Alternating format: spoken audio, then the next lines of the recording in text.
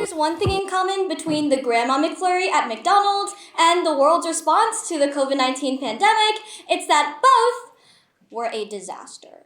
China is losing out big time from this loss of 2.5% growth. If China can't even reach its predicted figure of 5.5% growth, then obviously it doesn't have the funds or the excess funds needed to take preventative measures against and to deal with the next global pandemic. In charge in our PO today for the first bill is Veronica. Give a round of applause for Veronica. You said any way you want to. I call this chamber into order at 3:03 p.m. Are there any motions? Motion. Senator Hauser. Main motion. Are there any seconds to that? Second. A coyote is defined as a wild dog that resembles the wolf. However, that is not the coyote that matters in my life. The coyote I know is the one that helps immigrants make it across the border. That is the reason why we failed this bill today. My 6-year-old dad and abuela came here because this was supposed to be the place of land and prosperity, not to be exploited by capitalist greed. The affirmative will lie to you and tell you that this will help with mental health, productivity, childcare, and the bogus list goes on.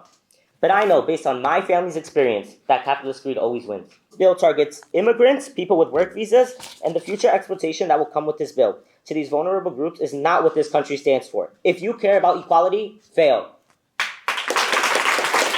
So now we're going to get to the second topic, another bill wrote by amazing students. This topic is they will be debating if we should have free college tuition.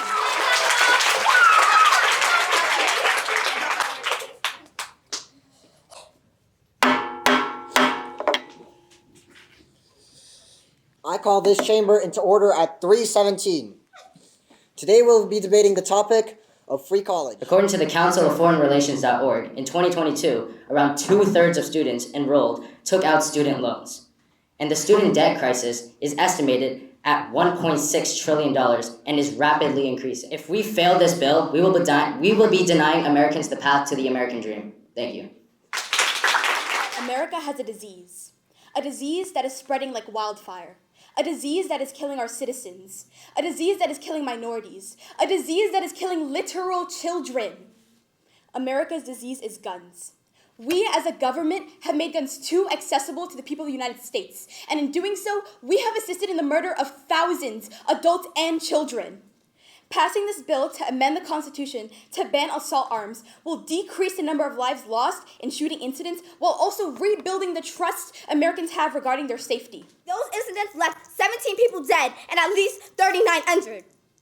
Tess and Malta, Layla and Seltzer, McKenna L. Enrod are just some of the kids who lost their lives. So what if this was your sibling, your mom, your dad? You would probably care then, right? Because once your loved ones die, then you care. Typical. I'd like to begin with a story of Eric Garner, who was murdered by police on July 17, 2017. They approached him and put their hands on him. He didn't want that to happen, so he brushed their hands off.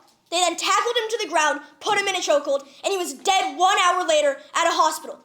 This is what happens with this bill not being passed. Pass this bill. Now, don't let any more of this happen. Don't create more Eric Garners. Pass this bill now. 10 wealthy countries shows the total number of people killed by police in 2019. In the UK, that number is 3. In Japan, that number is 2. In New Zealand, that number is 1. In Norway and Iceland, that number is 0. Canada has the second highest number of 36, but that does not nearly rival the US's number of 1,099. Senator, can you please tell me how likely it is for someone to die when being held at chokehold? And then can you tell me how likely it is for someone to die when being held at gunpoint? As Senator McCarthy came before me to say, the AF side is not denying that chokeholds aren't the most prevalent form of abuse and police brutality, but this bill is a step towards justice and should be passed. Researchers found that the technique vascular neck restraints had a 92.6% success rate in arresting targets and criminals. VNRs, a type of chokehold that affects the blood flow, is effective when arresting a target. Folks, let's use our brains and not fight one problem by causing or accelerating another.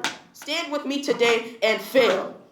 Success rate. And the examples you listed were when tasers were used in irresponsible and excessive manner. So why are you saying that tasers are more? I gave you 2 examples of over thousands of cases where tasers killed people, while chokeholds have less than that. Let's use our brains and fail this bill.